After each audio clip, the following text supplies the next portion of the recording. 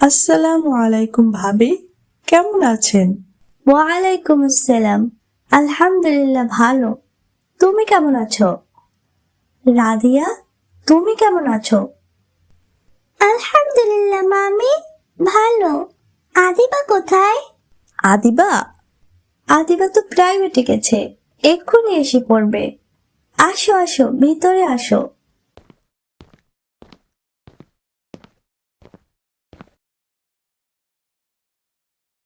ফুফু এসেছে। ফুফু, কখন এলে? এই তো মা, কিছুক্ষণ আগেই। ভালো আছো তুমি? আলহামদুলিল্লাহ ফুফু, ভালো আছি। দেখেছো রাদিয়া, আল্লাহ কত সুন্দর দুনিয়া বানিয়েছে।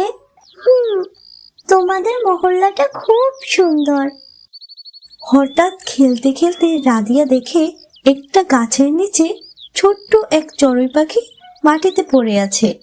দেখো আদিবা, এই পাখিটা উঠছে না, কি বোকা।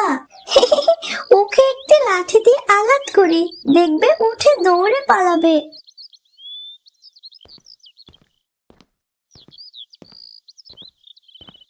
আ কি করছো? রাদিয়া, রাদিয়া কি করছো? থামো। তারপর আদিবা পাখিটাকে তুলে নেয়।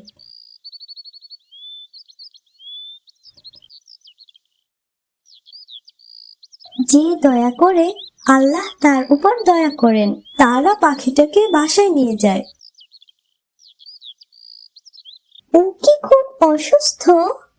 ও কি খুবই ব্যথা পেয়েছে? জানো, আল্লাহ সব প্রাণীদের ভালোবাসেন। এই পাখিটাও আল্লাহর সৃষ্টি। ও খুবই ব্যথা পেয়েছে, কিন্তু আমরা চাইলে ওকে সাহায্য করতে পারি। এই কথা শুনে রাদিয়ার মন একটু নরম হলো। তারপর রাদিয়া নিজ হাতে পাখিটাকে খাওয়ায়।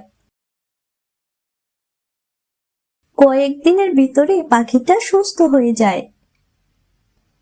দেখো, ও কি সুন্দর উড়ছে।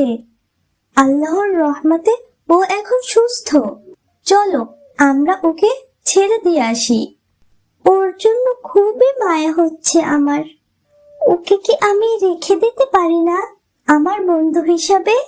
ঠিক বলেছ, ওর জন্য খুবই মায়া হয়, কিন্তু ও তো খাঁচায় বন্ধ হয়ে থাকার না, ও তো আকাশে উড়ে বেড়াইতে ভালোবাসে।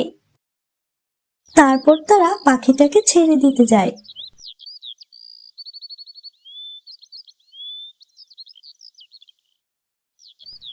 যাও পাখিটা, আল্লাহ তোমাকে উড়তে শিখিয়েছে।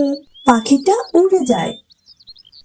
আদিবা, আমি আর কখনো কাউকে কষ্ট দিব না। আচ্ছা, এটাই আসল ভালো মানুষ হওয়া বোন। সৃষ্টিকে ভালোবাসলে আল্লাহ খুশি হন।